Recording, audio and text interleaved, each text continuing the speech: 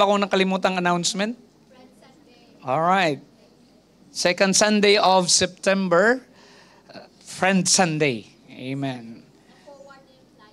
Ang flyers daw ay nasa inyong mga leaders na forward na. Ang ating flyer is sa social media. No, PDF file na ata 'yon or in picture form. At mag-invite tayo, mga kapatid. At alam ko naman na ang Friend Sunday natin or ang mga harvest points tawag natin ay it's a time na lang na i-gather natin talaga yung ating naimbita na sa care group. Di po ba? Amen. Yan ang design ng ating or sistema ng ating fellowship na kung saan welcome pa rin ang mga first time na galing talaga doon sa naimbita lang sa kung saan kayo nagpapadala sa market, yung hindi pa naka-attend ng ating service. Pero ang harvest point natin, yun ang time talaga na dalhin natin sila dito to celebrate together dahil harvest season naman palagi sa tahanan ng ating Panginoon. Amen. Praise God. Maalala ko pero medyo ang tunog, mga kapatid, hindi ko na maalala yung tono na mayroon tayong programa noon, tinatawag nating Harvest Time. Harvest Time. Alam ko, iba sa inyo, hindi nyo na yun narinig. At saka hindi narinig, wala na rin yan ata sa website. Praise God. Pero sa atin, sa Joy Fellowship, may harvest points po tayo. Proverbs 29:18, where there is no vision, the people perish, but he that keepeth the law, happy is he. I think memorize nyo yan, di ba mga kapatid? Naka-preach na ako ng ilang beses dito, bugbog sarado na ang tekstong ito. Marami na tayong napulot dito, na-apply sa ating buhay, na naging pagpapala sa atin.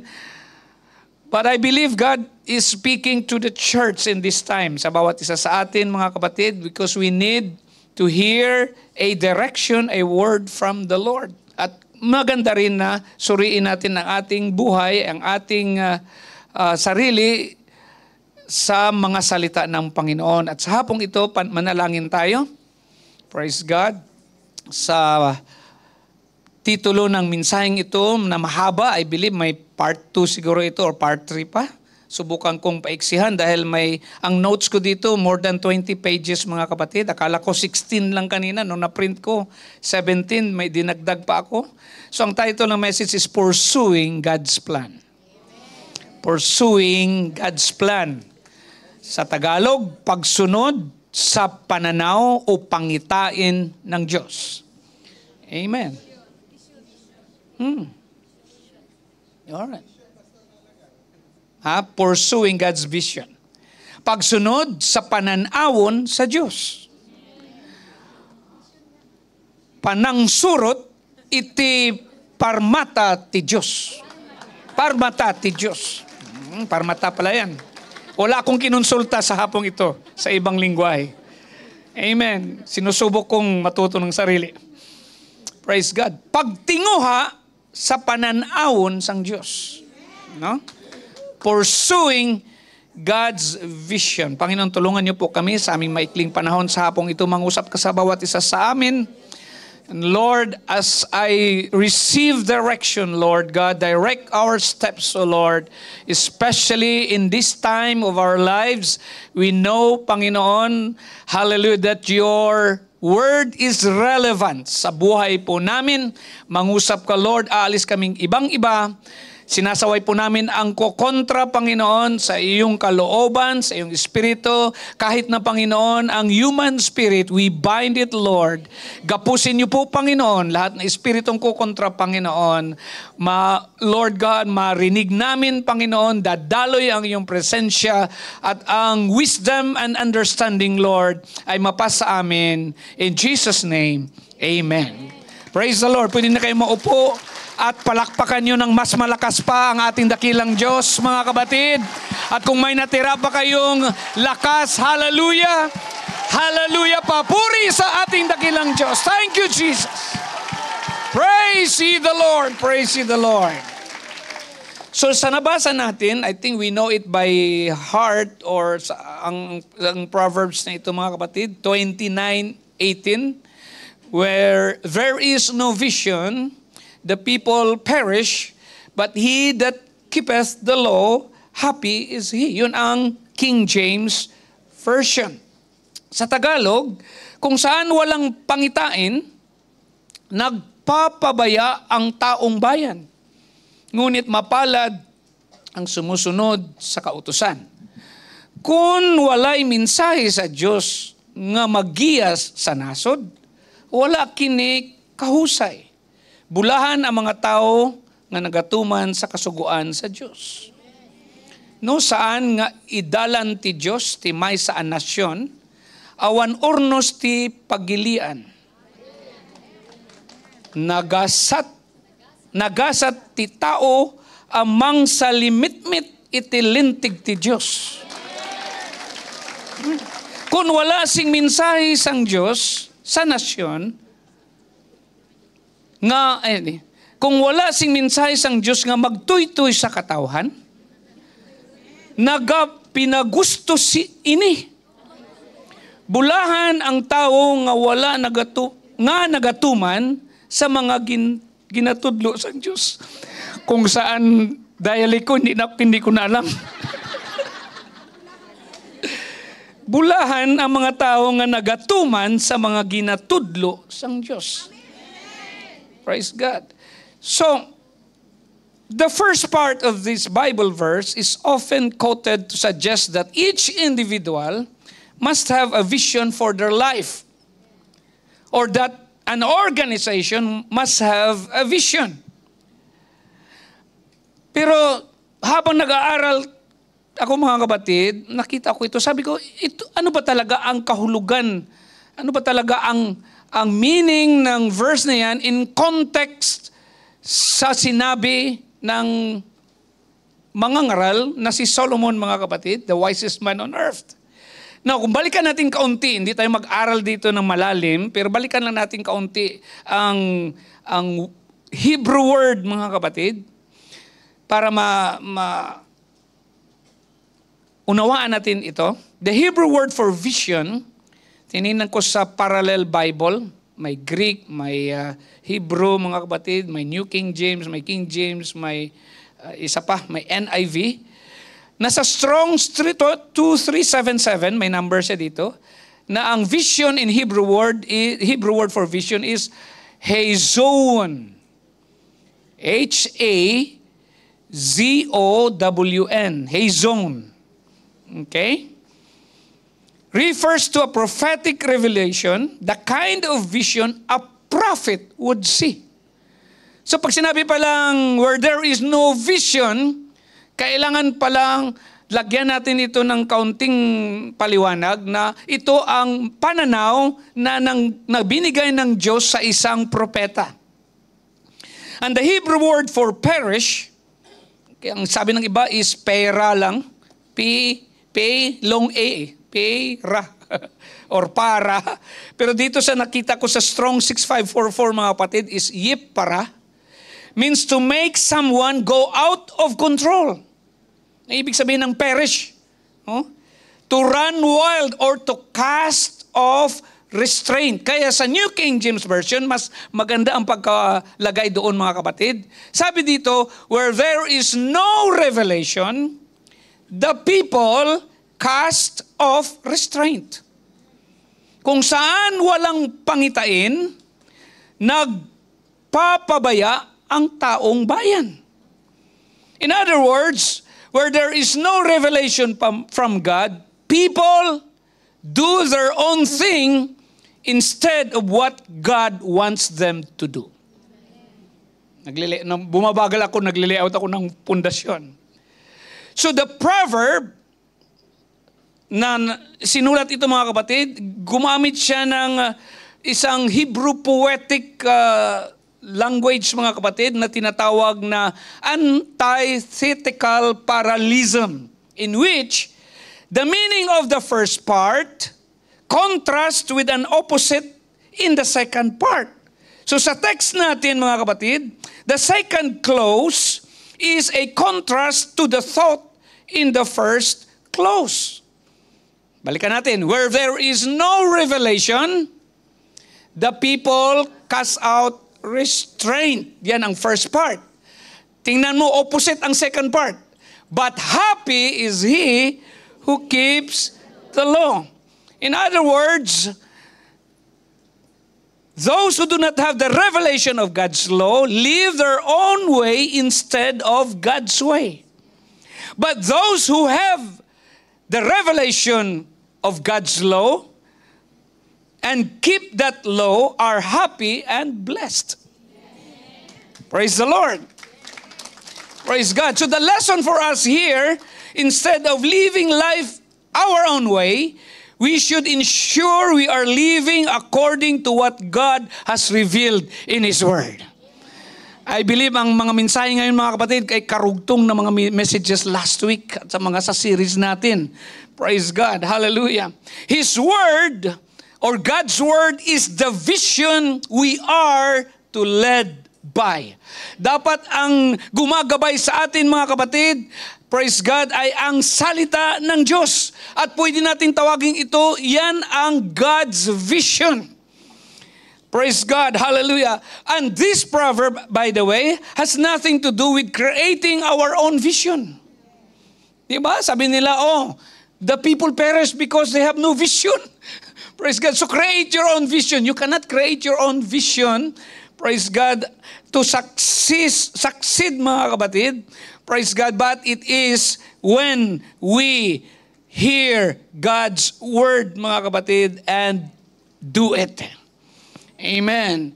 So instead of creating our vision, praise God, we need to follow God's vision. Following God's vision or pursuing God's vision. Praise God. Sundin ang pangitain ng Diyos. Sabihin mo sa katabi mo, sundin ang pangitain ng Diyos. Or sa English, pursue God's vision. Or sa inyong dialect, sige, sabihin mo, ipadayon ang pananaon sa Diyos, surutin ti parmata ti Diyos, tingwai ang pananaon sa Diyos. Masaya na kayo ngayon. Praise God. Pwede na tayo mag-altar call. The book of Proverbs is full of this, mga kapatid. Other lessons in the book of Proverbs point out the dangers which come with rejecting godly vision. Or we can say godly wisdom. Or rejecting the word of the Lord. Isa sa mga example mga kapatid, and I keep reminding myself na I'm laying the foundation. Sabi dito sa Proverbs 3:1, My son, forget not my law, but let thine heart keep my commandments, for length of days and long life and peace shall they add to thee. Praise the Lord. Hallelujah. Amen. Basahin, parang nag-King James ako, no? Basahin ko sa Tagalog na lang. Anak ko, huwag mong kalimutan ang aking kautusan, kundi ingatan ng iyong puso ang aking mga utos, sapagkat karamihan ng mga araw at mga taon ng buhay at kapayapaan ay madadagdag sa iyo. Praise God. Hallelujah. Yan ang sa Proverbs 3:1. Ganon din sa Proverbs 8. I think dalawa lang muna ang banggitin ko dito mga kapatid. Sabi dito, now in King James Version na naman ito. New King James. Now therefore listen to me, my children, for blessed are those who keep my ways. Hear instruction and be wise, and do not disdain it. Blessed is the man who listens to me, watching daily at my gates, waiting at the posts of my doors. For whoever finds me finds life. Amen. And obtains favor from the Lord. But he who sins against me wrongs his own soul. All those who hate me love death. Nasundan, praise God. Ngayon mga anak ko, dinggin ninyo ako sapagkat mapalad ang nangag-iingat ng aking mga daan. Kinig kayo ng turo at kayo'y magpakapantas. At huwag niyong tanggihan.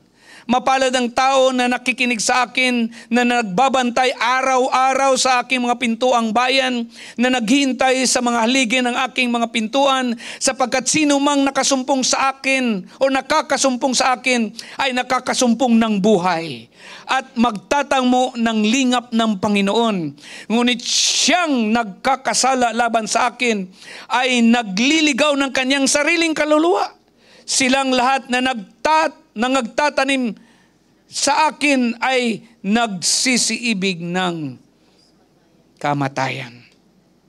Praise God. So notice ninyo mga kapatid, Solomon addresses the reader as his son. This was a term often used by the teacher to refer to a student. It seems Solomon or others taught students in his kingdom.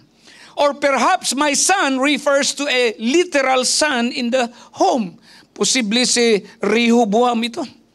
Either way, the term sitting honor and the tradition established in Deuteronomy 6. May pinagkunan din si Solomon. Kinuha niya ito sa Deuteronomy 6, mga kapatid, where the Lord commanded the fathers in Israel to teach His commandments diligently to their children. So Solomon commands his pupil to remember his teaching and keep his commandments. This obedience must stem from the heart, which implies a love for the commandments. So unless a person loves God's word, mere intellectual knowledge of it will not produce obedience. Kahit ano pa raw ang pag-aaral mo ng salita ng Diyos, praise God, kung wala kang pag-ibig sa salita ng Diyos, ay hindi magpuproduce ng pagsunod, mga kapatid. Tingnan na lang natin, di ba, sa New Testament, the Pharisees certainly had a head full of scriptures. But their hearts were far from God.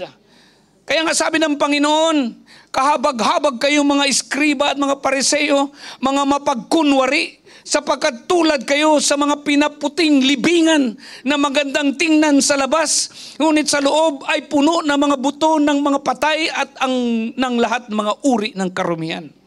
Gayon din naman kayo, na sa labas ay mistulang matuwid sa mga tao, ngunit sa loob ay puno kayo ng pagkukunwari at kasamaan.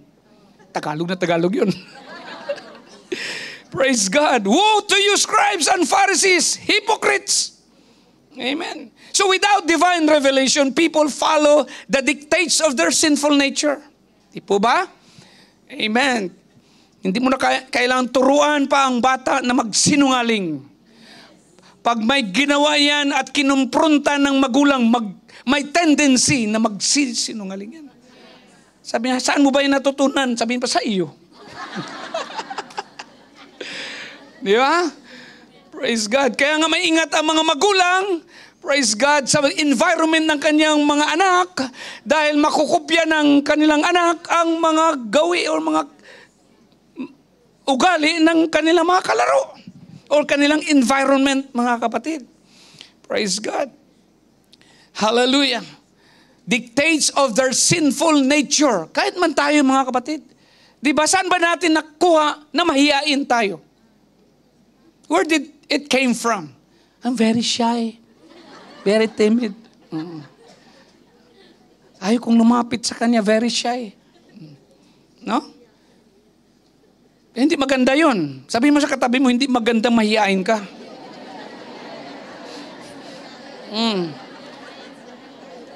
Sabi ng salita ng Panginoon, be bold, be strong, be courageous.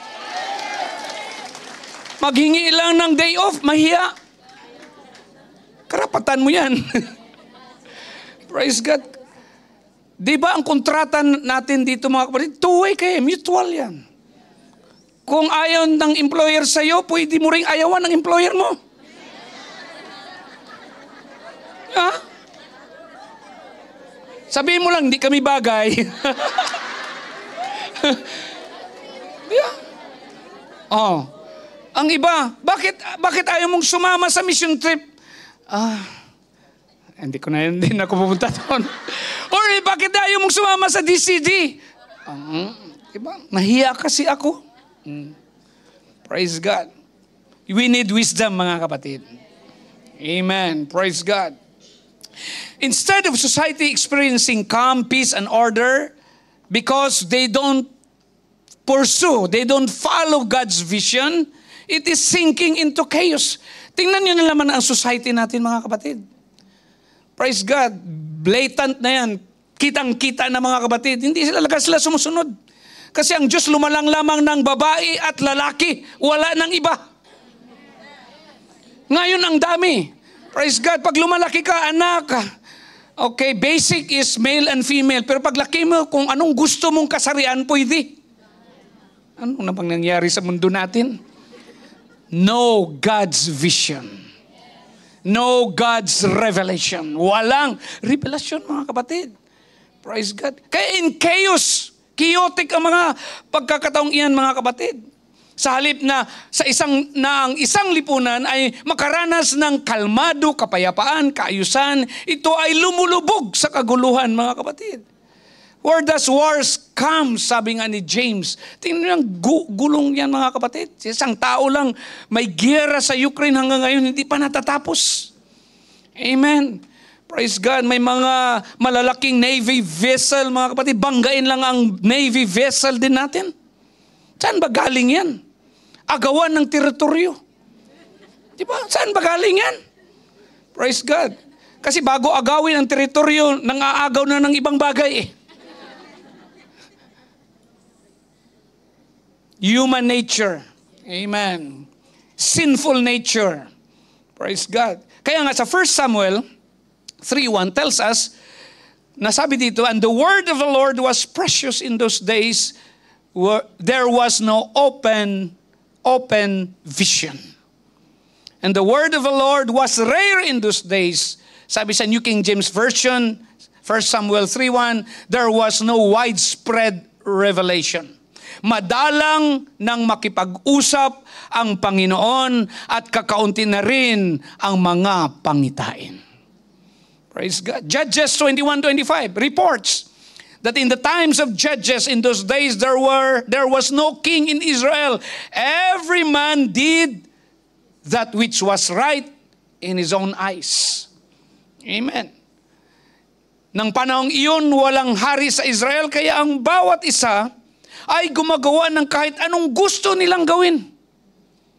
Mahirap yung ano ba yung sa Amerika, yung Fourth Amendment ba yun? Nung sinabi nila ng human rights. Praise God, mahirap yun. Because always when people do whatever they want, they do what is wrong. They do what is devastating. They do what is evil. They do what is contrary to the will of the Lord. Praise God. Kahit naman ngayon, mga kapatid, as at all times through history, praise God, huwag lumipad ang mensahe. The culture needs to know what is acceptable to God. The Bible provides full information of God's will, mga kapatid, ng Diyos sa buong mundo at sa buhay natin. Tiningnan ko ang word na information. Praise God. Sabi ko, very rich pala ang word na itong tawag nating information. Kaya nung sinabi nila na information age, ang meaning ang synonyms ng information, mga kapatid, details. Amen. You want to know about the details of God? There you go. Salita niya, mga kapatid. Praise the Lord. Particulars. Data. That's synonyms of information ang sinasabi ko ngayon. Knowledge, instruction, advice, guidance, direction, counsel, enlightenment, news, notice, word, materials, documents, the inside story, the latest. Yung ibang magmamarites, ito. Amen. Praise God. Ito, mga kapatid, kaya nga pursuing God's vision. Praise God. You want to know God's latest instruction from the Lord? The Bible.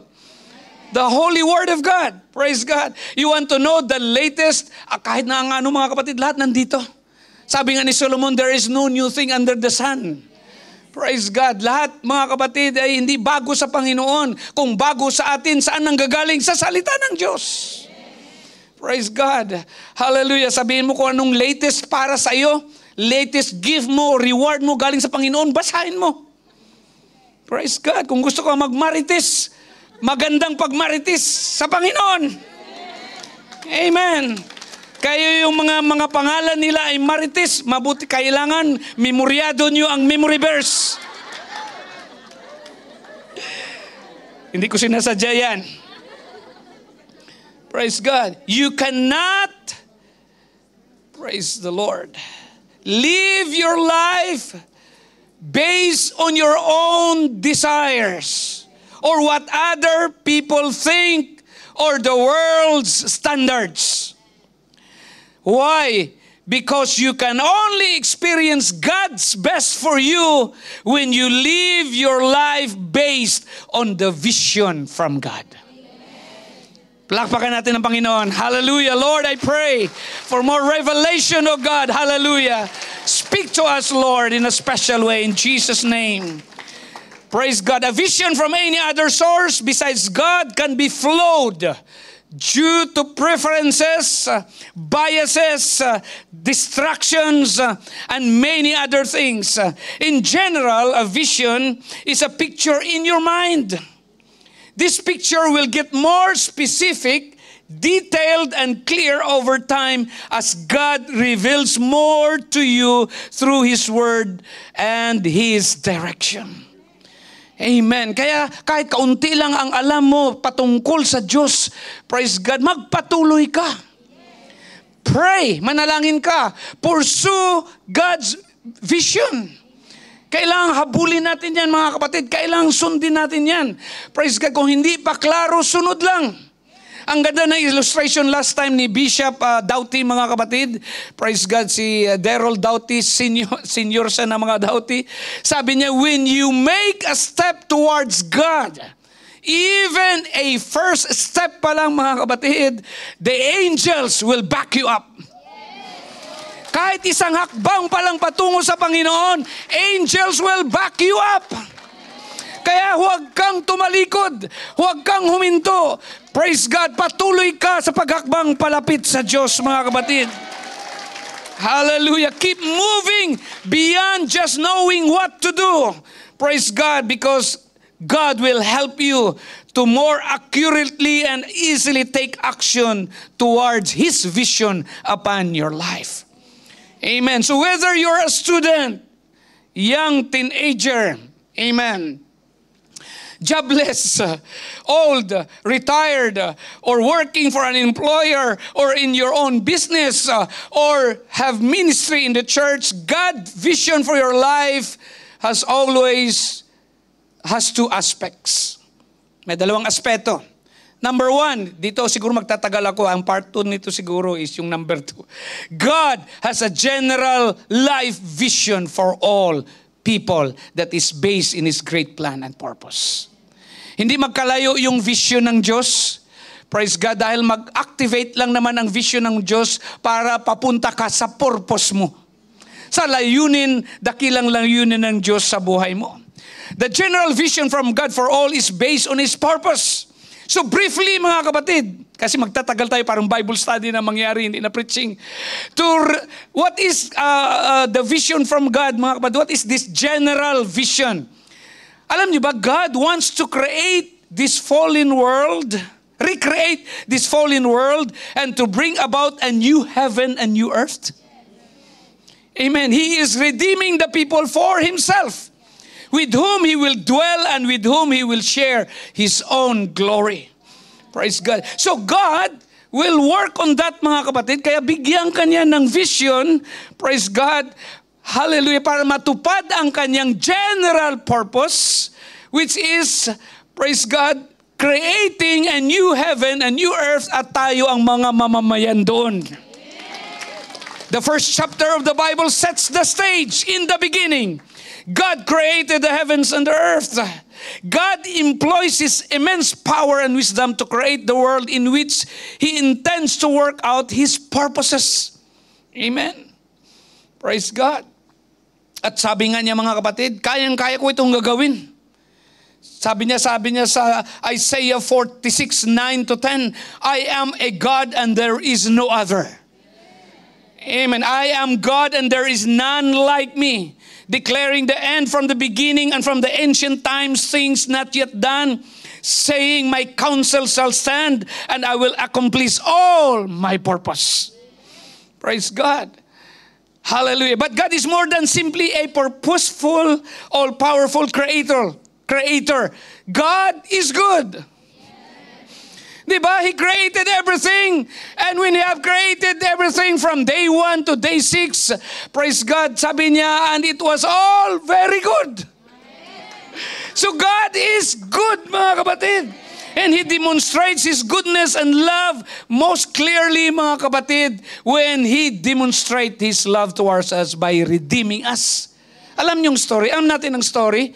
Adam and Eve failed, mga kapatid. Pinalabas sila sa Garden of Eden. But thank God, God will recreate a new Garden of Eden, mga kapatid. Amen. Hallelujah.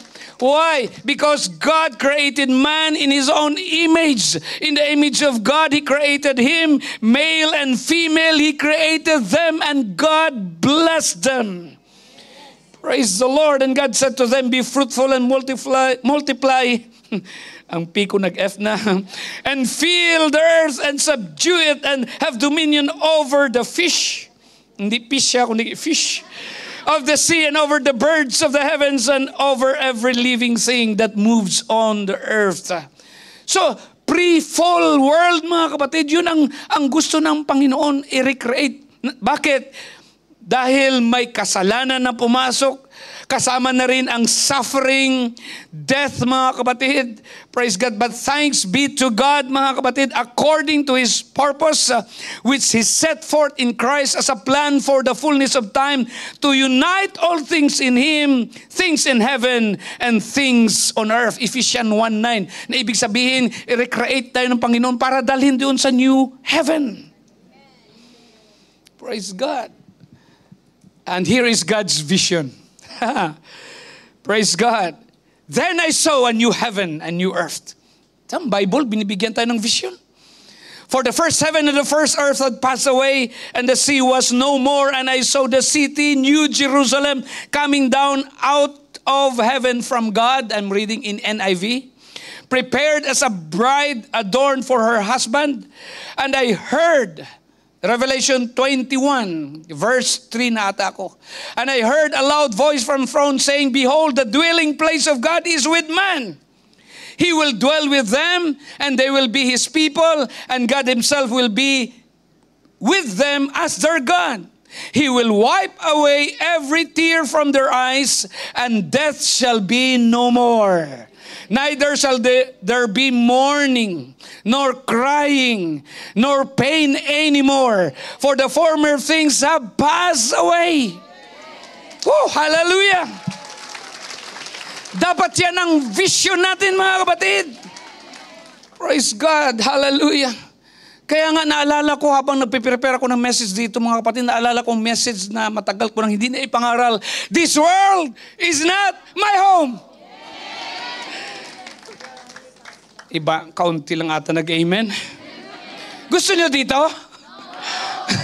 Praise God. Kaya sabi ko, habang naglalakad ako, nagbubulay-bulay sa mensaheng ito, mga kapatid, naglalakad ako gabi-gabi. Praise God. Sabi ko, oh, yeah, I think PR ako ng Singapore, but this Singapore is not my home. Citizen ako ng Pilipinas, mga kapatid, but Philippines is not my home. This world is not our home. Praise God. Pero ang iba, mga kapatid, ewan ko lang, pupunta pa sa ibang bansa, which is not our home. Aray ko. Bato-bato sa langit, naisip ko lang yun. We're just passing through here, but a short time. This is just a temporary place. And the Word of God assures us He is coming soon. Praise God. Kaya huwag nating ibigin ang pagka-Pilipino natin. Huwag nating ibigin ang pagka-Singaporean natin. Huwag nating ibigin kung ano man ang ating nasyonalidad. Sa katunayan, huwag mong ibigin ang iyong bahay. Don't fall in love with your house and lot. Don't fall in love. Kung may kalabaw ka man, o tricycle, o sasakyan ka man, mga kapatid, don't fall in love. Don't fall in love with your job. Don't fall in love with the things. Praise God. Amen. Anytime you love the Lord, God will bless you where you are. Amen. Praise God. Hallelujah. Ito mga bagay, ito mga kapatid, na natanggap namin just to get us through this life. Kaya nga sabi ng Panginoon, enter the narrow gate. Amen. Praise God. Straight and narrow dapat, mga kapatid. Not broad way. Praise God. Yung mga kahirapan natin, maganda na yun. Ma-register yun as a narrow way. Yung comfort natin minsan, broad way yan eh. Di ba? Praise God. Ayaw kong sumama sa mission trip. Dahil kaunti lang ang CR. Example ko lang yan. I'm not speaking of, naalala ko lang. Huh? Ayaw kong wala akong pera. Nasaan ba ang puso mo? Kung ang puso mo nasa pera, then mahal mo ang pera, di ba? Mas mahal mo ang pera kaysa mission ng Diyos sa'yo. Praise God. Tumatahimik na tayo. Don't fall in love with things. Fall in love with the Lord because He has prepared a place for us. Amen. Praise God. Si Jonathan Edwards, mga kapatid, describe it as sabi na dito, divine love shall be brought to its most glorious perfection in every individual member of the ransomed church above. Then, in every heart, that love which now seems but a spark shall be kindled to a bright and glowing flame. And every ransomed soul shall be as it were in a blaze of divine and holy love, and shall remain and grow in this glorious perfection and blessedness throughout all eternity. So kung may divine love daw tayo na natanggap, mga kapatid, praise God, ito'y pag-ibig galing sa Panginoon na ating ma-experience, mga kapatid, will be brought to its most glorious perfection in every individual member of the ransomed church above. Amen. At mag-aapoy ito, mga kapatid, at manatili, mga kapatid, ang hindi na, praise God, mamamatay. Amen. This is God's ultimate purpose, to recreate this fallen world and to bring about a new heaven and new earth. He is redeeming a people for Himself, with whom He will dwell and with whom He will share His own glory. Praise God. Pero ang tanong ninyo siguro, what about now? Paano ngayon? Amen. Paano itong present world? Praise God. Here is God's vision, mga kapatid. Dahil between those two beautiful pictures of God's original good creation and God's new glorious creation lies a world that has been devastated by sin, suffering, and death. Nandito tayo sa kalagitnaan ngayon. Are you glad na alam natin yan? Yung ibang tao hindi nila alam kung nasaan na sila. Praise God. Ang iba tumatanda pagkagising, nasaan ako?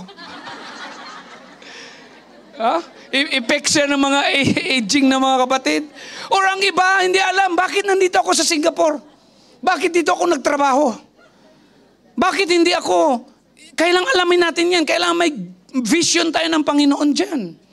Dahil may layunin ang Diyos at God will only work bigyan ka lamang niya ng vision para matupad ang kanyang purpose. So kung nandito ka na sa Singapore, nandito na tayo sa Singapore, alamin natin kung ang pananaw ng Diyos. Ang pangitain or pananaw ng Diyos para sa atin. Praise God. Dahil kung hindi natin alam yan, praise God, mag-isip tayo, hindi tayo makukontento. Alam niyo ba, mga kapatid, pinapaisip sa akin ng Panginoon, ang tao hindi talaga makontento. Maboring talaga yan siya. Mangarap yan siya. Sana makatrabaho na ako para mabili ko na ang gusto kong bilhin. Nung nakatrabaho na, wala na. Na-bored na siya. Mabili ko man lahat ko na bibilhin. Siguro, ang problema, lugar. Punta ako sa ano? Mag-world tour ako. Mag-round the world ako. Siguro wala ang sagot dito sa Singapore, sa ibang bansa. Huh? Dahil, yun ang tao, hindi siya nakukontento. Yung mga walang asawa, gusto mag-asawa. Isa-isahin natin yan. Nandito yan sa notes ko. Yung areas, key areas sa buhay natin wherein kailangan natin ang vision ng Panginoon. Praise God. Bago ka mag-asawa, may vision dapat ang Panginoon. Praise God. Nung nag-asawa na, walang anak. Grabe ang pressure. Ilang taon na kayong kasal? 5 pa lang. Hawang ngayon, wala pa. Oh. Nung may anak na, kailan pa ba mag-asawa ito? Lalayas ito sa bahay. Yeah. Hindi man lang magtulong dito sa bahay. Paupahan ko itong kwarto niya. Wala talang kung sa Bisaya pa, walang katagbawan. Praise God. Amen. Praise the Lord. So God's purpose in this present world. Amen. But thank God, after the glorious resurrection of our great God and Savior, He commissioned His followers. Sabihin mo, that's me. That's us. To go into all the world and to make disciples of all people everywhere. Praise God. So kailangan alamin natin yung vision ng Panginoon. Dinala ka sa Singapore dahil ang iba sa inyo dito na-convert, may layunin ng Diyos. Amen. He is working through God's vision and we need to pursue that. Amen. Praise the Lord. Punta ng ibang bansa. Ito na naman. Bakit ba lumabas sa bibig ko? Mangarap pumunta sa ibang bansa para magamit. Bakit dito hindi ka gagamitin? Praise God. Mangarap na pupunta ng ibang bansa dahil mas maganda doon madala ang pamilya. Bakit dito hindi mo madala ang pamilya? Sa batas ng Singapore, hindi. Pero sa mata ng Diyos, pwede. Remember the message? Noong yung what if? Yung message ni Brother Mallory, what if? Kasi natututo na tayo, lilimitahan na natin. We stop to imagine and really we stop hearing from God. Dahil may vision ng Diyos na ano sa atin mga kapatid. Yung iba naman nagmamadali umuwi. Sinasabi ko lang mga kapatid, hindi lang pag-abroad, kung hindi pag-uwi din. Amen. Kala nyo ligtas na kayo, ha? Dahil may purpose ang Diyos sa inyo. Amen. You are what you are right now, mga kapatid, pinahintulot ng Diyos. Sabi nga ng isang mangangaral, may nagtanong doon sa kanya, ano ba ang will of God? Sa Bible school ko ata narinig ito sa isa sa mga lectures doon. Sabi ng lecturer or sabi ng teacher, hindi naman nawawala ang kalooban ng Diyos. Amen. Kung hindi, you seek God, seek the Lord, pray, kailangan mo mag-fast, kailangan mo mag-ayuno mga kapatid para makarinig ka sa Panginoon. Dahil nagsasalita ang Panginoon at nandyan lang ang kanyang kalooban. Praise God. Sa katunayan, pag ginawa mo na yan, pinili mo na yan, kalooban na yan. We have our choice. Binigyan tayo ng Panginoon na hindi tayo ginawang robot, kung hindi binigyan tayo ng Panginoon ng power of choice. Pipili tayo at pag napili mo na, posibleng tawagin natin yan, kalooban na ng Diyos. Ano pa ba? Di ba? Di ba?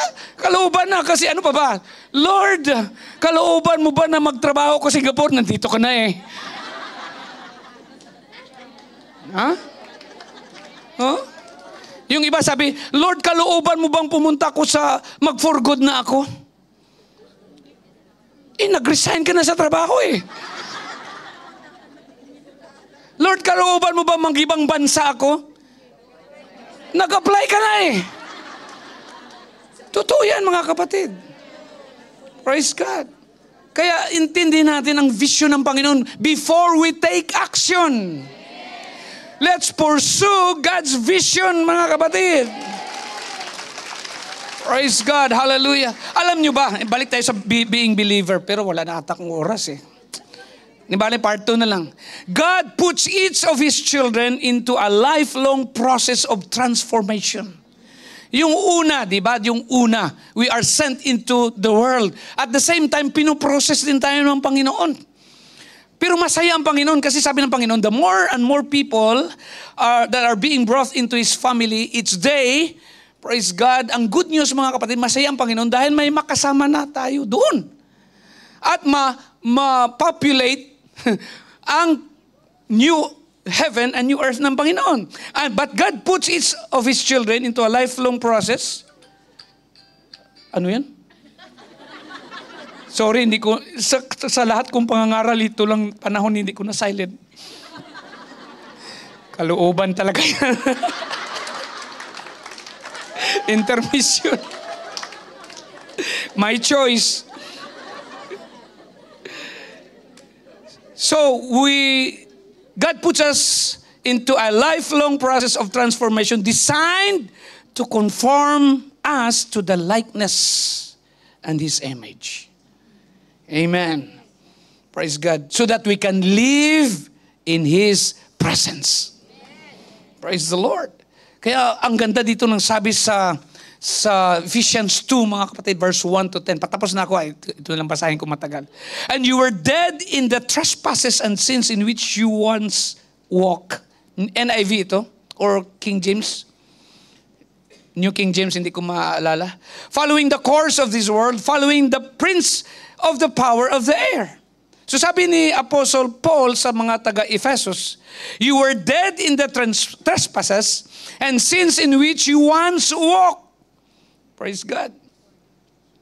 Following the prince of the power of the air, the spirit that is now at work in the sons of disobedience, among whom we all once lived in the passions of our flesh, carrying out the desires of the body and the mind, and were by nature children of wrath, like the rest of mankind.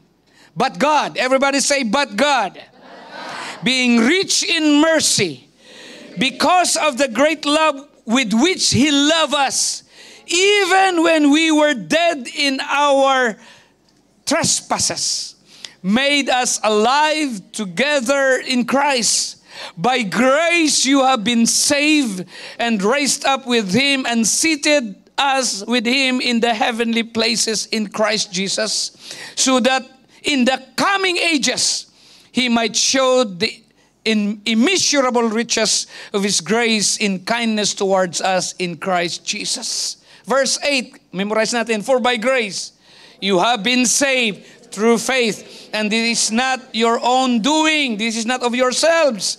It is the gift of God, not the result of works, so that no one may boast. For we are His workmanship, created in Christ Jesus for good works, which God prepared beforehand that we should walk in them. Pursuing God's vision. Paul emphasizes here that people are brought into God's kingdom not by any good works they have done, but by grace or God's grace alone. Amen.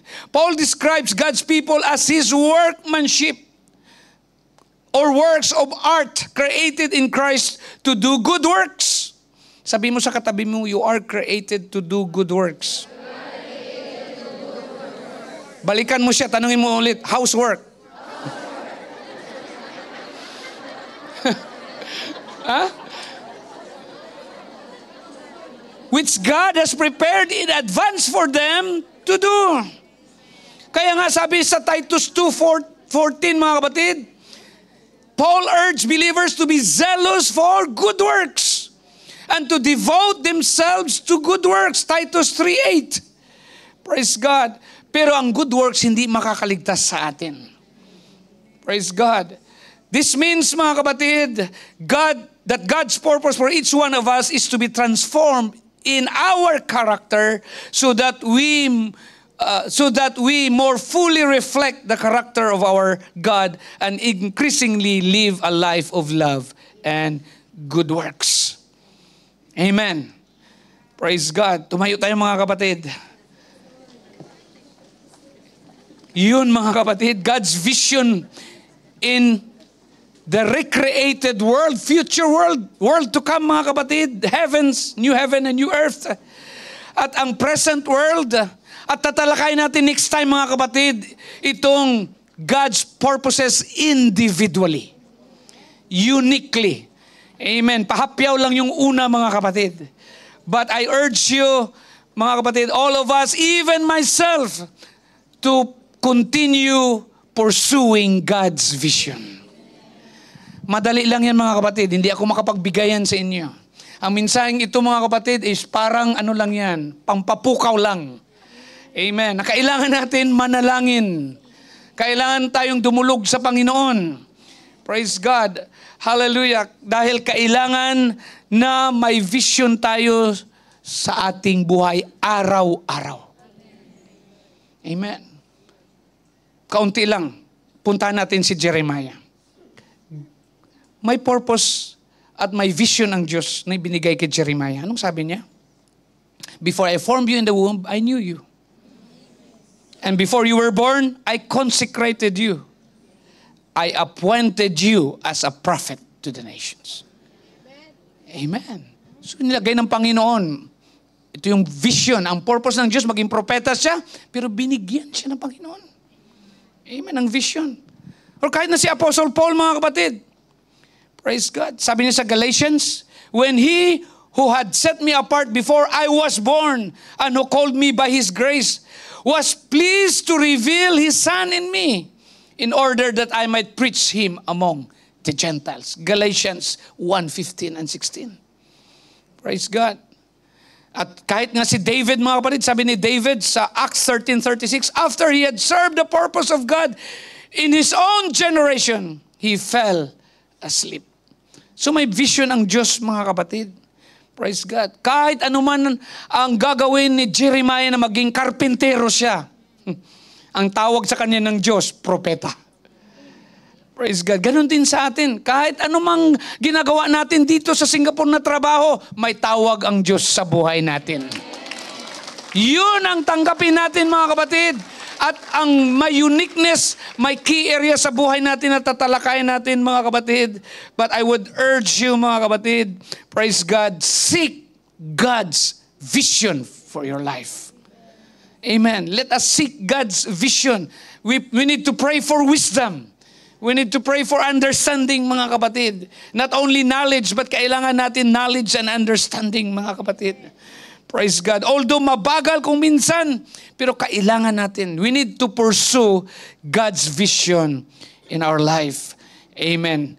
Panginoon, maraming salamat, Lord. Pangungusap niyo po sa bawat isa sa amin. Alam kong nangungusap kayo in a special way. Aalis kami dito, Panginoon, na may direksyon ng aming buhay. Hallelujah, Lord. At may kakayahan kang kausapin ang bawat isa sa amin, Lord.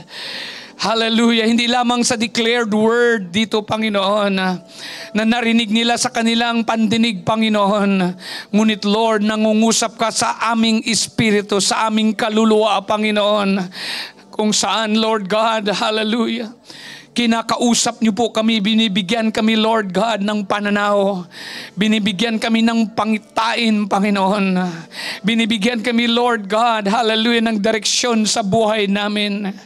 Hallelujah, Lord. Hindi lamang, Lord God, kahit gising kami, Panginoon.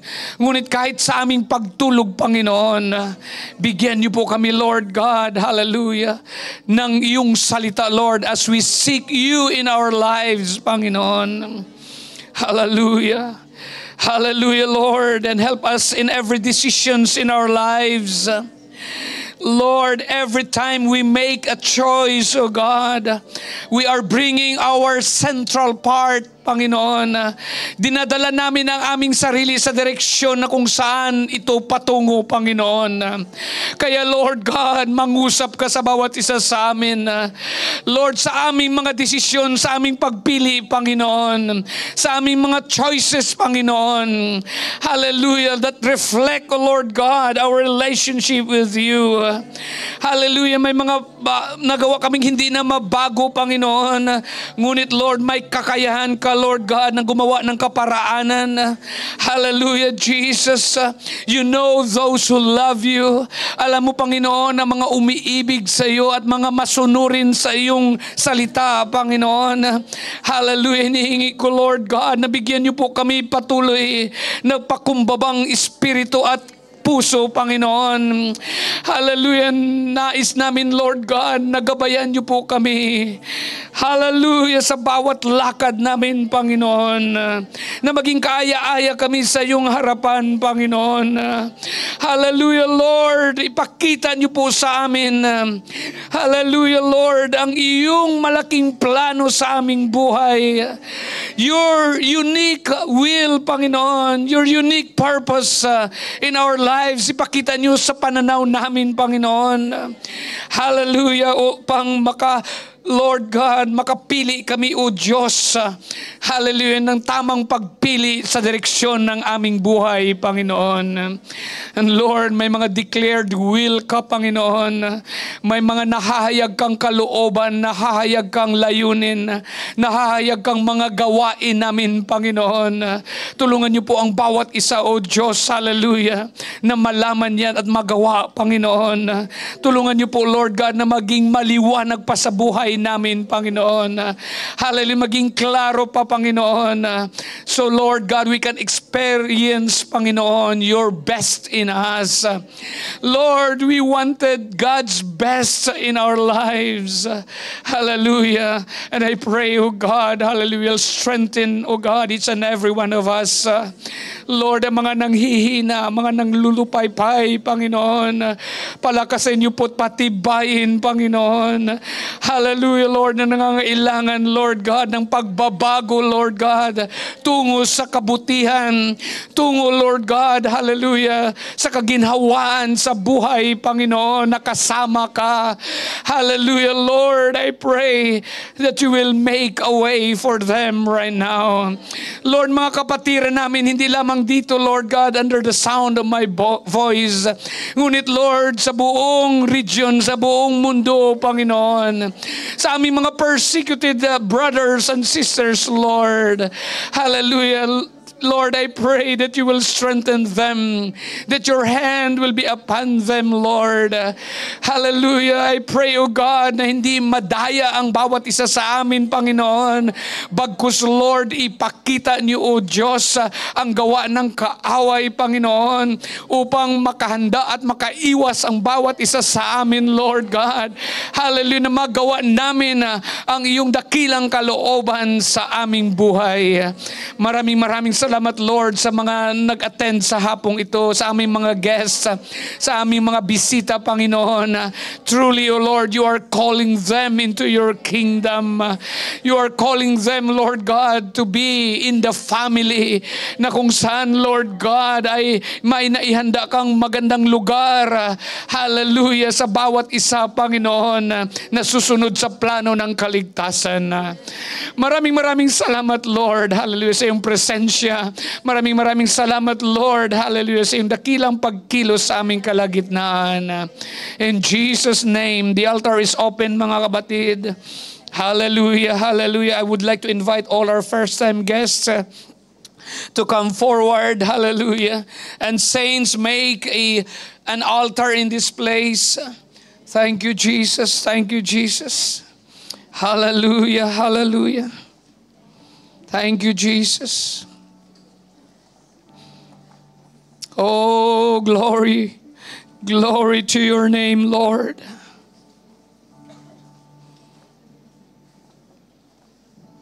Hallelujah, Jesus.